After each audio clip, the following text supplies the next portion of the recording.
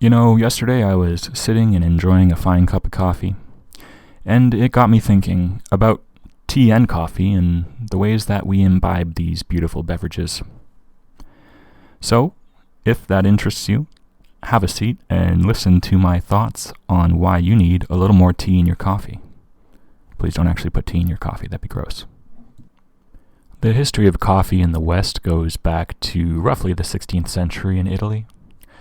The word coffee comes from the Dutch koffie, and before that it came from the Ottoman Turkish kahve, and before that it was the Arabic kawa. So coffee has had quite a journey around the world, and many cultures around the world have fallen head over heels in love with this substance. Coffee, as we all know, contains caffeine. Caffeine, as we all know, is the most popular drug in the world. Coffee and caffeine are stimulants, and they help us get through our grueling work weeks, deal with tasks we don't want to deal with, and stay up well into the night producing those good products. Coffee today in the West is served in disposable cups. It's poured to you by someone who you have no idea who they are. You drink it in your car on the way to work to hopefully pull off the depression and sleepiness that you put on every time you don't have coffee. Coffee is a utilitarian beverage. We drink it with a goal. We want it because we want what it can do for us. Tea is a beverage that also has a fascinating history, of course going back to India, where most tea is still grown today. Tea also has caffeine. A strong black tea might have maybe half as much caffeine per fluid ounce as coffee. So you might be thinking, well, tea is the same thing as coffee. Tea is a little pick-me-up, a little boosty, get you through the day, keep you producing, get that GDP up, make Big Boss happy. But not really.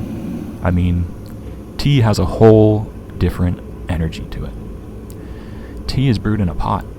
You kind of have to wait for tea. Now, mind you can go to Chains and get tea, but anyone who likes tea will tell you that the tea from the Chains is soulless, sad, and honestly not worth it. You can't beat tea brewed in a teapot, and you really can't beat tea brewed amongst friends and family.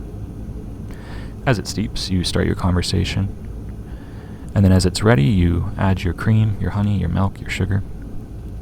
You stir it in, take a sip. Ooh, it's comforting. It's completely different. You don't think, I want to go fight an orangutan. You don't feel your cortisol spike like you do with caffeine or coffee. You think, what caused the fall of the British Empire?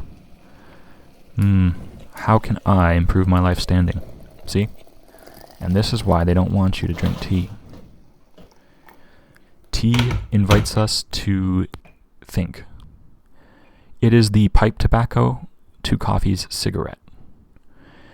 It is the mindfulness to coffee's frantic insanity. Cultures that like tea will outlive cultures that like coffee. Now, mind you, nobody likes coffee as much as me. I drink way too much coffee. I mean, any medical professional would be concerned with the amount of coffee that I drink. I make excuses for it by saying that I have a very high caffeine metabolism, because I do. But I really don't know what that's doing to all the plumbing. And I can't honestly say that I know that the amount I drink is okay. But just know that these criticisms of coffee culture and its fruits are not coming from someone who has not enjoyed the bean.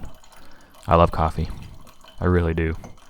I just think it's covering for a lot of crap, you know? If we all put down the coffee, we would realize modernity is way too fast. So, put down the coffee and sip some tea. And you can 100% quote me on that. So, drink some tea. I highly recommend Tetley, maybe Twinings. Perhaps if you have been producing that GDP for Big Boss, splurge a bit, get some Yorkshire Gold. There's varieties. If you're a newbie, you can try Orange Pico. If you're a little scruff McGruff, you can try English Breakfast. And if you find yourself drinking Guinness on Friday nights and forgetting where you are, you can have some Irish breakfast the next morning. This has been Mythical Meanderings, endorsing tea.